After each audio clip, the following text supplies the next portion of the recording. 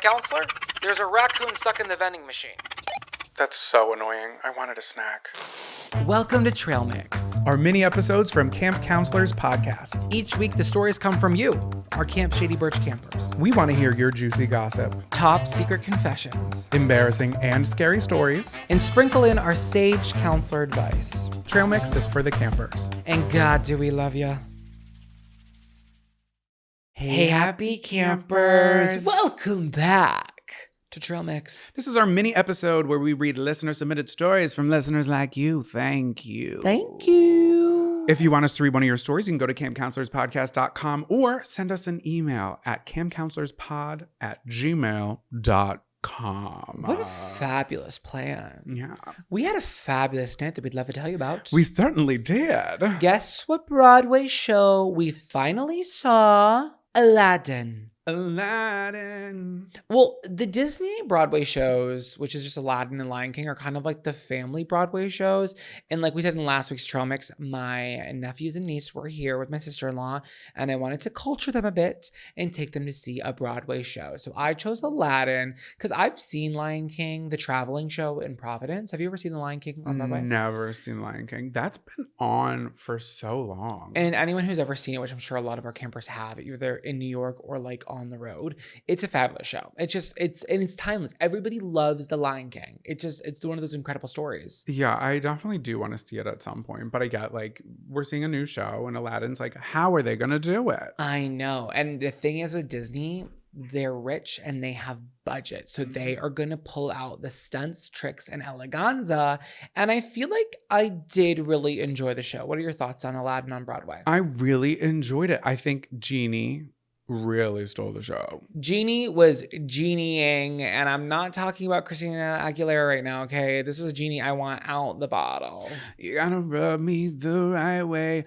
Was that a thing before Aladdin? Like, is that an old wise tale that like a genie? Oh yeah. Oh my God, I'm such an idiot. Yeah, because I dream of Genie. She lived in a little lamp. Is it Old Wise Tale or Old Wives' Tale? Old wives' tale. Old wise tale? Old wise tale. You said Old Wise Tale. I've always said Old Wives' Tale, and now I'm gagged. Oh my God, so you think it's just like an old lady telling a tale? I thought it was just an elderly wife. Maybe you're right, because now I'm questioning everything I know. I don't want to look it up. I want the campers to let us know in the YouTube comments. Yeah, they will. They will. No, but I hear what you're saying, and I guess it's a tale as old as time, truly. Tale as old as time. Beauty and the Beast, that would be a fun show to see. I've seen that in Disney, the 45-minute condensed version in Hollywood Studios. I see. Yeah, with a strawberry Minnie Mouse bar. Can't beat it. Oh, God, But those. Aladdin was fantastic. The genie was incredible. Iago, the guy who played the parrot, was really great too, even though there was no parrot like features. No, because he wasn't playing a parrot. They just like made him a person instead of a parrot. And that's how they did it in the play that I was in. As the star of Disney Aladdin Jr., the musical, we had Iago as a parrot. And I was a titular character, as you guys might remember. I was guard number 1.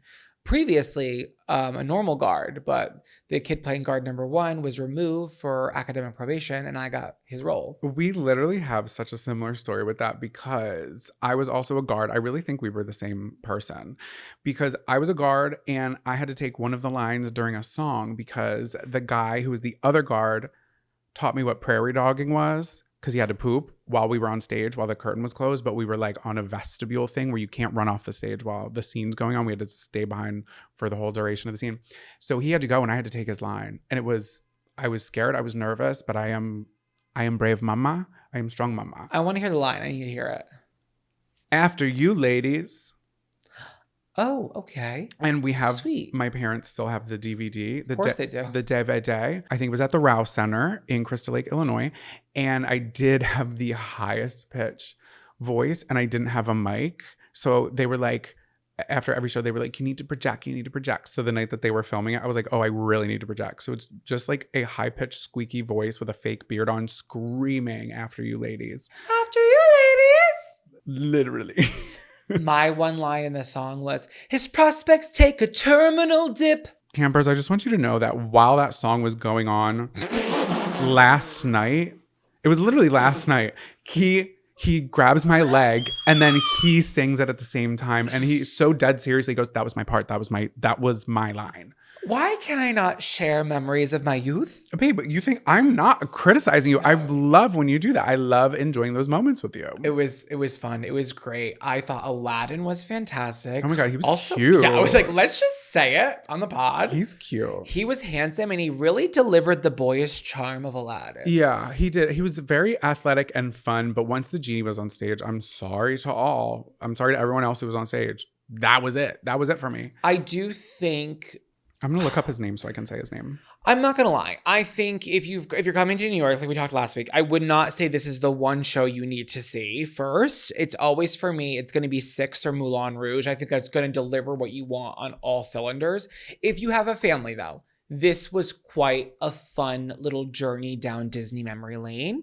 The genie was incredible, and also the set changes were fantastic. The special effects were really incredible. Yeah, they had during the genie scene, they did a lot of like practical magic. Oh my God, literally. They did little magic tricks and stuff that were fun. It was like disappearing in a box, things popping up and popping out. And I was like gasping and gawking. I was like, how come the audience is not going like crazy for this? Also, I have to think, it's so awkward sometimes when you're doing a Broadway show because I forget, in my head, I'm loving it. And I'm watching this super fun scene go on. For them, they're like out of breath, putting their broad wussies into it.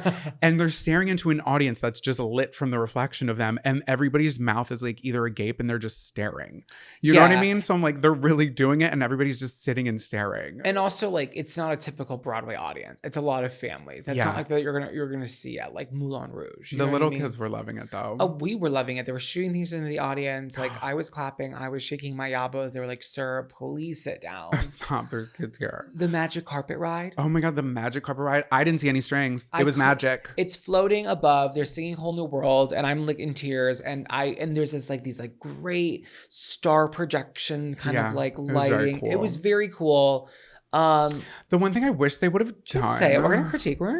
I wish the carpet would have flown out over the audience. Yeah, that's not everyone can be pink. Okay. I'm sorry. Harry Potter did it. Harry Potter did it on Broadway. They did. Who do you think was lacking? You know, don't say who you're gonna say because that's too fresh. I know. I'm not. I'll say mine. Okay. It's general. I'm sorry. The ensemble was not ensembling. They were not together. There was too much focus on this sword choreography that was a little lackluster. Like, ha, who? And I'm like, can we get past this already? Like, I want more genie. I agree.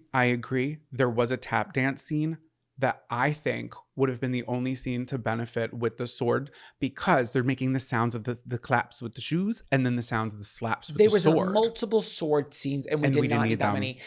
But I did, oh my God, the genie was just dynamic and Michael exciting. James Scott.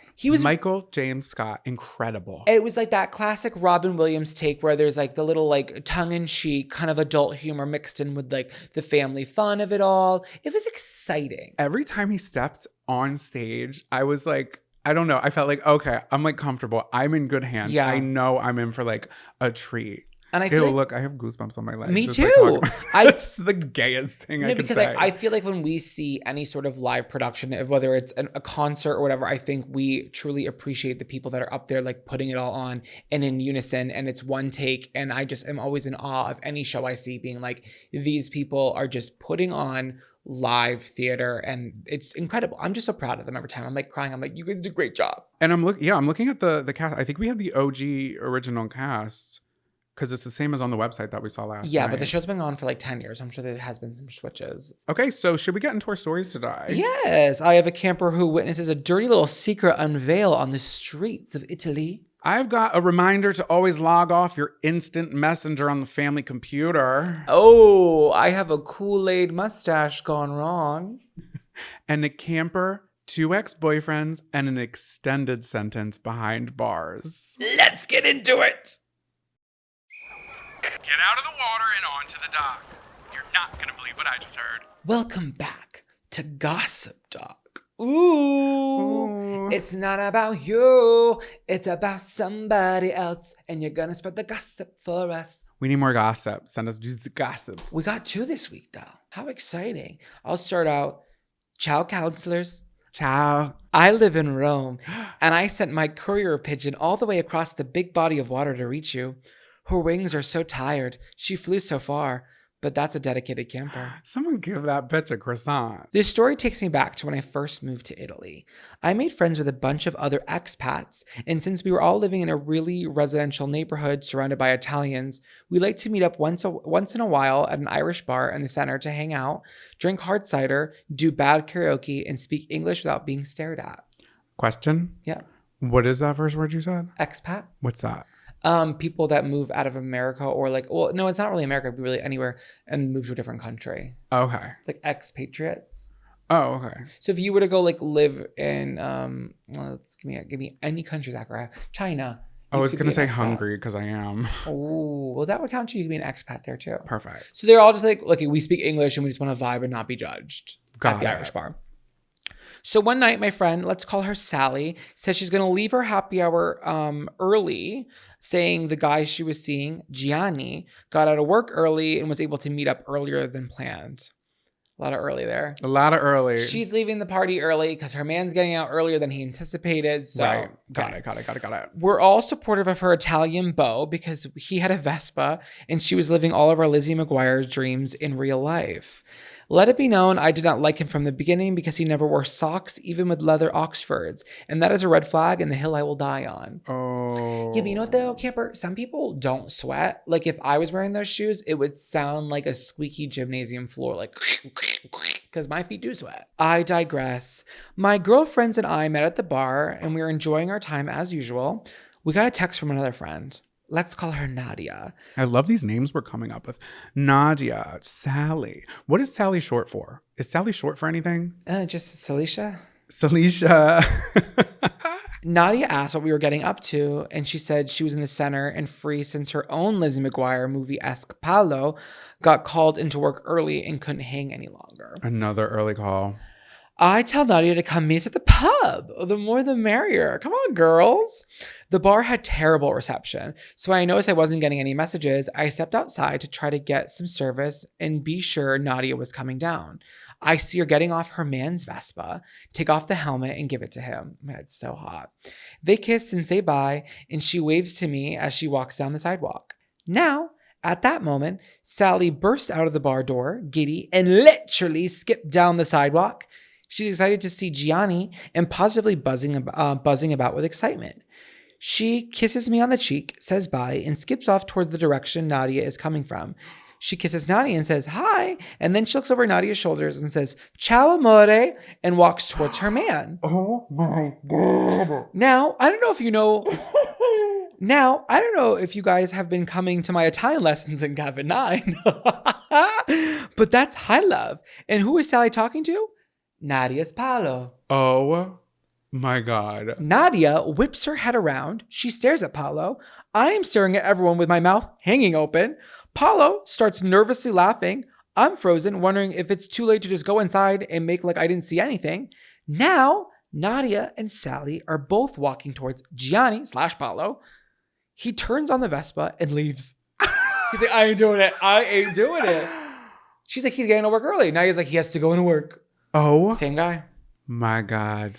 I have a chronic urge to break tension, so I signed us up all to sing Hey Now, What Dreams Are Made Of at karaoke, and we dedicate it to Paolo.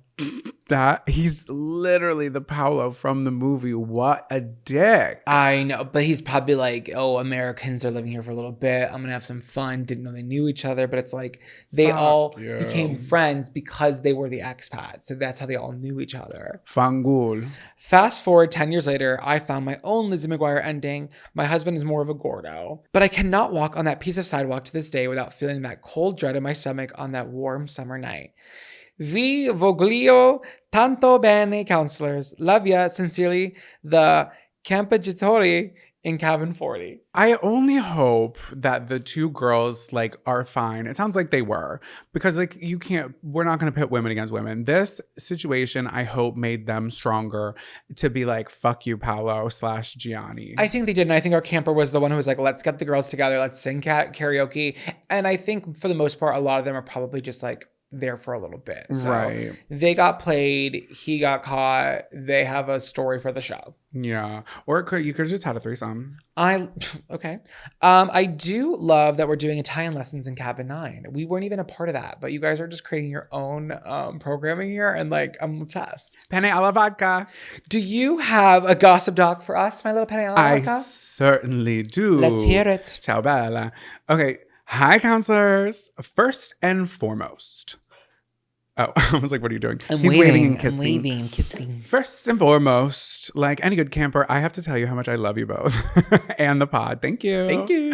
I've followed you both on TikTok for some time, but so happy my BFF and a fellow camper put me onto the pod. You boys are fuel to my hot girls and keep me laughing the entire time. Fuel to your hot girls. What does that mean? Or fuel to her hot girls. Oh, okay. Obviously. I wanted to submit this confession as it has been over a decade and I am now a golden doodle mom and homeowner living in the burbs with my sweet husband. So essentially all of my past sins are absorbed.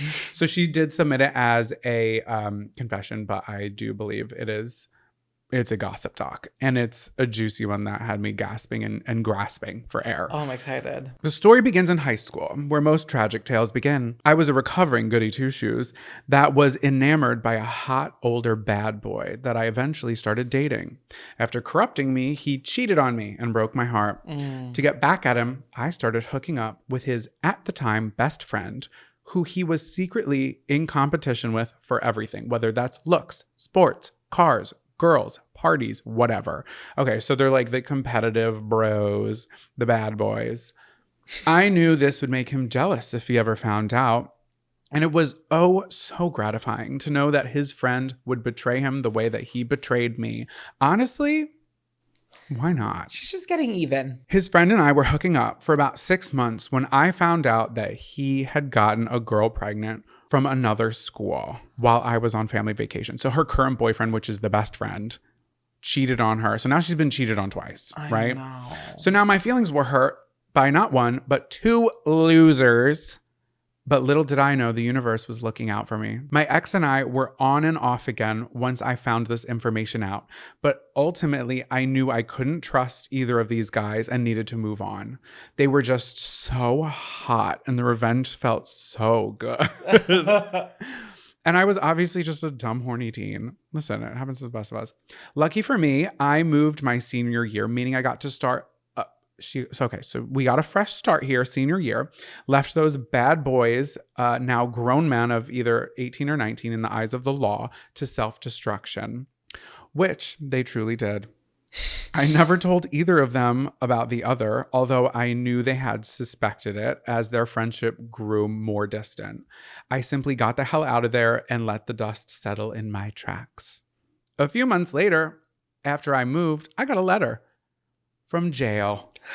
It was my ex telling me how badly I had hurt him and how he found out about me and his other best friend because they ended up being thrown into the same county jail at the same exact time, but for different things that landed them both with felonies. Unrelated felony charges in the same jail? At the same time. So, okay. So this is the guy who sent her the letter was the original boyfriend. Right. Okay.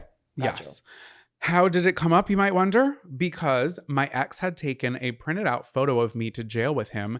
And when his friends saw him, he told him about our fling and they got in a fight. So now they're kind of like, not roommates, but in very close proximity to where he's like, oh yeah, that picture of your ex-girlfriend, I ended up dating her. That's so jail. And then they get into a literal fight. And then the prison guards had to come? While it was weird that he took pictures of me with him to jail, neither one of them would have had to serve the longer sentence they were now serving for misbehaving had it not been for those photos. So in a way, the justice system just did all my dirty work for me. It did. Getting back at those two cheaters. Literally, the universe was looking out for you. He brought the pictures and that's what prompted the fight. And now they're in jail for even longer because of you. And you were like, had nothing to do with it. Simply have nothing to do with it. I love it because she's like, I have a golden doodle. I'm in the burbs. I'm married. I'm so happy. But there was a time where two men got into a fight on felony charges in jail over a photo of me, and now they're serving longer sentences, and that's just my life. Yeah. You're so Lana Del Rey. And she's just like, I'm just working with my sourdough starter and cutting the 1-inch stems off of my roses, freshly picked from my garden, you understand. While they paid the consequences for their actions, I had moved on and met a nice, normal high school boy to befriend while I took a break from dating and launched the most successful rebrand of all time after dating the 2 worst guys in my town back to back. I guess it pays to get the bad boys out of your system early and end up with the sweet ones. XOXO, jailbait, and cabin 8. Oh my God.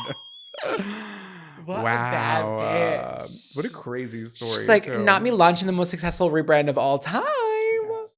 This is a really big secret. Thank God we're on a body of water. This is Confession Canoe. Welcome back to Confession Canoe, you bitches. What are you going to confess to us today? We would love to know. If you have something to confess, what? You asked me to do the intro, so I'm going to do it my freaking way, bitch. I'm laughing. I like it. Okay, I'm feeling a little silly and a little lightheaded right now, okay? We've been recording for 2 hours. If you have a confession you want to get off your chest, your sweaty, sweaty chest during this hot heat wave, you can send it in at camcounselorspodcast.com or camcounselorspod@gmail.com. Thank you for supporting this part of our show. We have so much fun with this part. Yeah. We love trail mix. Let's have some fun. This beat is sick. I want to take a ride in your trail mix bag. Oh, I was going to say, I want to take a ride on your confession canoe. Either way works. Okay, let's get into it. All right, I shall read first. It's a double feature. Dear camp counselors, my sister and I are mega fans, and we both listen to you religiously. Thanks for all the laughs and the memorable stories. We're so happy to see you killing it. Love you. Thanks for listening. Given our fangirl status, I only felt it appropriate to share a sibling-related story from 1996. That's fair. Before I begin, it is important to know that my sister and I are 3 years apart. So when I was in full-blown puberty status, she was still carefree and playing with Barbies. So she's the older sister. The eldest, as they would say in a novel. In the mid-90s, there was a place called Celebration Station in Tampa that was basically an outdoor, beefed-up version of Chuck E. Cheese with go-karts and bumper boats. Celebration Station. I can't tell if it's a creative name or if it's lazy. It's one or the other. I think it's creative in the sense where you know exactly what you're getting into. Yeah, they said we're going to get the SEO on this. It's like, it's in the name. You don't have to question it. Because with Chuck E. Cheese, if you don't know what it is, it's like, what is that? Yeah, it's like, oh, there's a birthday? Where should we have it? Oh, let's have it at a Celebration Station. Yeah, they have everything already set up. They you know they do. You know they have the cakes that you can just get there. Yeah. I was 13 and in the throes of puberty. You know that weird age when you want to be treated like an adult, but still low-key want a grilled cheese on the kids' menu? That was me. You don't age out of grilled cheeses. You don't age out of grilled cheese. And God damn it, my stomach just gurgled. Do we have the supplies to make a grilled cheese? We have tortillas. And we have tomato soup. Oh my God. And the hand-holding microwave ones that Campbell sent you. I know, but I don't know if I want a tortilla, like a quesadilla with that. Should we go get a loaf of bread from the local baker? What are you talking about? A quesadilla? A grilled cheese? We don't have bread. We only have tortillas. Oh. If you said that, I was thinking about food. Sorry, I missed that. Okay, continue. Anyways, I was also boy crazy at the time, so any boy with a surfer cut and baggy pants, think Jonathan Taylor Thomas, immediately caught my attention. Full circle, we were talking about Lion King earlier. Oh my God, and JTT. So I've said this before in the podcast, I'll say it again. My sister went to church one day and Jonathan Taylor Thomas was at her church. I don't think you ever said that on the podcast. To know my sister is to know that she doesn't goof off. She's very serious, straightforward. She would never make that up. My family, I was there. Yeah. I was in Sunday school. It was at this, we used to go to this like a mega church in Fall River. I forgot what it was called. And he has family in Massachusetts. And he was there one day and he wore like purple sunglasses to church. Oh my God. Like, so incognito. And it was the 90s. So he was very famous. Wow. And like, it's crazy. Like this is real and it does not sound real, but it was real. Because I know your sister, I'm vouching for the story 100%. Your sister wouldn't lie about that. And she doesn't even like talk about it. I had to bring it up to her for her to talk about it for the first time because you told me and I brought it up and she was like, yeah, he was there. Would you believe? I was like, okay. And like, give us anything. She's like, yeah. And he sat next to me. I was like, okay. And I like, know. Pulling So teeth. this Love was her our though. campers like type, right? I was in luck, dear campers, because upon walking up to the go-karts with my sister, I found a cute 16-year-old boy who worked there that was managing the line. And she's 13. Mm-hmm. Okay. Me, having no idea how to flirt or be cute, could barely make eye contact with a boy, mustered out a hi when we got to the front of the line. Hi. Hi. He immediately smiled, and I thought I had sealed the deal. Girl. He's just clocked in. My sister just rolled her eyes. Not her being 10 and clocking you. I can't. I felt on top of the world. I was hoping that he would want to talk to me, so you can only imagine how thrilled I was when he did. Oh. My dreams were quickly crushed when he looked at me with a smile and said, "Nice Kool-Aid mustache." Oh, no. I was very confused, but then remembered I had washed down my PB&J at lunch with a crisp glass of red Kool-Aid. This is so like 13-year-old. It was Florida in the summer after all. Maybe it was just a coincidence. Maybe he couldn't think of anything to say because he was so taken with my 13-year-old charm. Sadly, he wasn't mistaken with his observation. I ran to the bathroom and immediately inspected my face. You guessed it. Above my top lip and the side of my mouth was the faint trail of the bright red beverage. My sister, not understanding my shame, thought it was hilarious.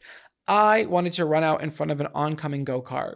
Imagine her doing that, like stepping out on the tracks and they break and you're like, no, hit me. Hit Please me. just end it all. Needless to say, the fun ended for me that afternoon and I didn't set foot outside the rest of the day. My sister, on the other hand, continued to live her best life, and I gave up drinking Kool-Aid on the spot. I'm a high school teacher now, and my students sometimes ask to hear some of my most cringeworthy stories while growing up. This one always comes to mind and is definitely my most favorite. Much love, the girlie scrubbing her top lip in cabin 11. That's a cute story. It's it is cute. embarrassing. That's a fair one to share, you know? One time we were with our friend Catherine and she said when she was younger, she used to lick her lips a lot. So she had Kool-Aid mouth. And We like pissed ourselves. we pissed ourselves laughing because we know exactly like the type of kid. Like I knew someone who just like never wore chapstick and had Kool-Aid mouth from licking their lips, never put the name to it, and we died. And she didn't think it was like funny. I think that's probably a thing that we had never heard because she would just lick her mouth in like a ring Yeah. because her lips were dry. And she was like, oh, you know, I had the Kool-Aid mouth. I'm like, that's savage. Fucking funny. If I didn't have a mustache right now, I'd probably have Kool-Aid mouth just from licking my lips, not from actual Kool-Aid. Ew. What's your favorite colored Kool-Aid? I don't like any Kool-Aid. I didn't like any of those growing up. My brother was so rambunctious. My mom was like one of those moms that was like, oh no, like fake sugars. So anytime I went to my friend Dylan's house, he would always have the Huggies. The hugs. Oh, hugs. And I'd be like, give me an orange one, please. And he used to have kids' cuisines. And I thought those were so fun. Now, why the fuck am I putting the whole thing in the microwave if I got pudding in one of those cups? Well, you do a little vent and you just gotta have a hot pudding. That's disturbed. You've never had hot pudding before? Yeah, from a kid cuisine. But I'm like, I'm so excited for the pudding. Why aren't we just putting it in a separate cup? You've never had a hot pudding off the stove? No. When you make a Jell-O pudding, Why are you making pudding on the stove? your mother uses vanilla pudding mix on her strawberries. Instant? Yeah, an instant pudding. You don't heat instant pudding. Guys, somebody back me up out there. You've never made pudding on a stove? I didn't know you had to heat it. No, Yeah. I have no idea. Because you're not a custard girl. Am I even thinking of pudding? Is that the right thing? No, yeah. Custard girls know, like, how do you make, like, a tapioca on the stove? What's tapioca? We're not getting into this right now, okay? You don't get it. I don't get it, but I do identify as a custard girl. And I do identify as the counselor now reading. Hi, bitches. The baton has been passed, and so has my gas. Okay, another confession canoe. This is the last story of the evening, afternoon, or morning, depending on what time you're listening to this. Ready? Yes. Even if you said no, I was going to read it anyway. Okay, why you should always remember to log off AIM on the family computer. Did you call it AIM or AIM? AIM. See, I called it AIM, but everybody else that I knew called it AIM. AIM. What was your AIM name? My screen name was literally, hello, my name's John. I think I had one before that. That was something about Reptar, but that's been me. Consistent branding that nobody can spell. Yeah, no rebrand there. No. I was Zach, you can't see me 12. And then Zach, you can't see me. You love wrestling. And then I was Succotash 2395. How do you spell succotash? Succotash. Succotash. And I love a corn succotash. I do too. Sister to corn smut. Anyways. Sorry, I had nothing to add to that. Okay. Hi, counselors. Hi. Abby, need to start off by telling you how much I love you both. We make them say that. And I'm also so excited to share that my sister and I will be attending Zachariah's show in Boston. Woo! With the meet and greet option, of course, hoping that Counselor Jonathan will also be in attendance. You will be there, and this episode will air after it, I think. I think this is the day of. Oh my God, that's kismet. If you're going to night one, this is that day. Yeah, I'll be there. Hi. We'll take a picture. The story I'm about to share is one that always has me kicking my little feet in the most squeamish and embarrassing ways for years. Please hang with me because it's a little long. To set the scene, it's 2007. I'm in 7th grade. At this time, YouTube was really taking off the ground and the prepubescent inappropriate humor was at an all-time high. I remember it's like the E-bombs world, just like shit you shouldn't be watching that you're just like think is hilarious. It's just like it's what everybody was doing. I was chatting one afternoon with my bestie on none other than good old AIM or AIM, American Online Instant Messenger, right?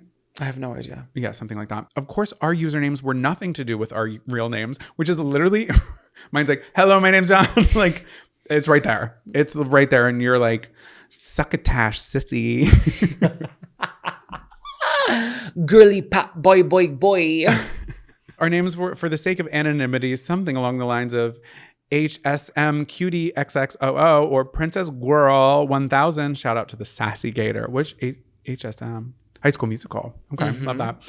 Anywho, we were sending each other funny YouTube videos back and forth when she sends me a super raunchy parody of the song I Want Candy by Aaron Carter. Rest in peace. Rest in peace. It's been so long, I can't remember the one-liners of the song, but at one point in particular, I do remember them singing, "So sweet you make my mouth water." So that's the original lyric. And in this version of the song, it says, yeah, because my... Can I say that? I'm going to have to bleep that out. Yeah, because my was in your mouth last night. Very raunchy, I know. But that's the time. It's what people were like joking about on YouTube. And I'm sure it's still on there. Probably. We thought this part was hilarious as 12-year-olds and proceeded to quote the video in messages back and forth to each other. So now they're chatting on AIM. They're just two BFFs saying dumb shit to each other. It's like we literally still do that. We just text now. Well, it's time for little old Catholic girl me to head to catechism class. So instead of logging out of AIM on the family computer, I do what all preteen girls do and simply put up an away message. Gotta keep the people on standby, of course, because you know that was important.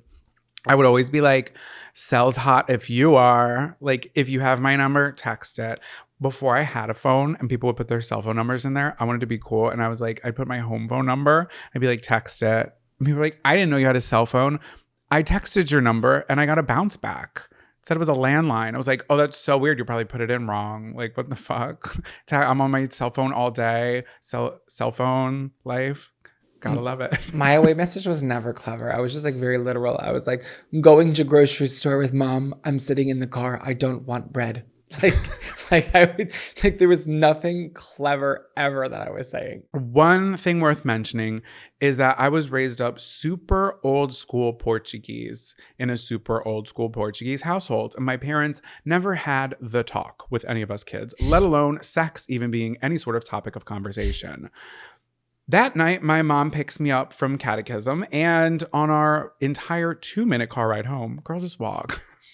She forewarns me that my dad is extremely upset with me and wants to talk to me once I get home. Not Joao. Oh, God. The panic immediately ensues as my dad is one of the parents. With just one single look, he could evoke so much fear in me, let alone him needing to reprimand me for something.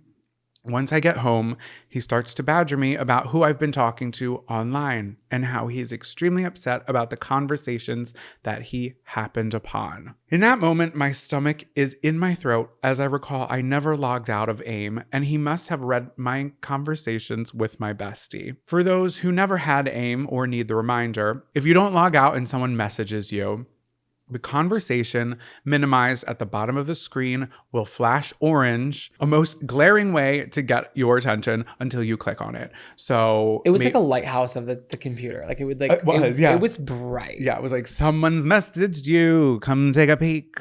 And Papa did. And Papa did. I try to deny any of the accusations and play things off like I'm clueless to what he's talking about, but things went from bad to worse. He then begins to recite, incorrectly, I might add, what was said in the conversation and accuses me of engaging in inappropriate activities. It's like, Dad, like, it didn't happen, and it really didn't, but it's like, how are you going to play it off, especially at that time? Yeah, and he's reading it and it's graphic and he's scared for his daughter, and she's like, it was a parody video, and he's like, what does that even mean? It's like, this is layered, Papa. I can't do it right now. And he didn't know what a parody video was on YouTube. That's and why somebody would be insane. making it. So then she goes, She can't explain herself on this she one. can't. And then the father literally verbatim goes out to quote the video about the thing that I bleeped out earlier. I don't need this video to get flagged on YouTube. So you guys get what I'm talking about. I gasped. I was gooped. I was gagged. Pun very intended. Never in my life had I heard my dad speak such slander and such awful things. This conversation still makes my spine shiver. In that moment, I did not think that admitting to my father that it wasn't what he thought it was the best idea. I could not tell him I was just having a conversation with my best friend who he loved, because if I did, she would never be invited over to hang out with me again. It's like, I get it. She's smart, though. That was smart. And she would have got, that best friend would have got a call. Like, her parents would have been told by your father the things you were saying to each other. They would, and then everybody would have had to get together after cataclysmic class and be like, where have you heard such awful things? And then you know what? You would have never been allowed on YouTube again. It would have been blocked. You did the right thing. You took the fall. Okay, so I stayed tight-lipped. I said nothing about the exchange he saw, and I was banned from the family computer for a month unless supervised. To this day, my dad still thinks, this is crazy, all these years later. To this day, my dad still thinks I was doing some nasty deeds at the age of 12, which breaks my heart because I didn't. Almost 2 decades later, I'm married with a baby. I would never bring this up to fess up the truth. You don't need to. No. You don't. It's in the past. We've all moved on. He's said your Hail Marys. You've been saved, honestly. I guess I will just have to own my apparent hoeing around at a young age to avoid the embarrassment of repeating this conversation forever. Sincerely, the camper wanting candy in cabin 12. I want candy. That was clever. That's disturbed and embarrassing. And that's just something that you just can't bring up again. But you really did. You're a good friend for taking the fall, because your friend, and it sucks because that was the friend that started it. It wasn't even you. Yeah, when you're like that age too, you don't understand why your parents are in your business like that. But then it's like, now that I'm older, if I had a kid, like, I would be equally as like protective, obviously, too. Yeah. But you're like, 100%. It's a parody video. God. It's not that big a deal. Please. Everybody go watch the shoes video. Well, thank you guys so much for listening and sending in your stories. That was the last story, right? Yeah. Okay. Well, thank you for sending in your stories. If you have one you want us to read, campcounselorspodcast.com. There is a write-in tab at the top, or you can send us an email to campcounselorspod@gmail.com. Share the pod with a friend, rate the show 5 stars, write a little review, or don't. Just come back because we love you. We'll see you next week. We'll see you the week after. And with that being said, lights out, campers.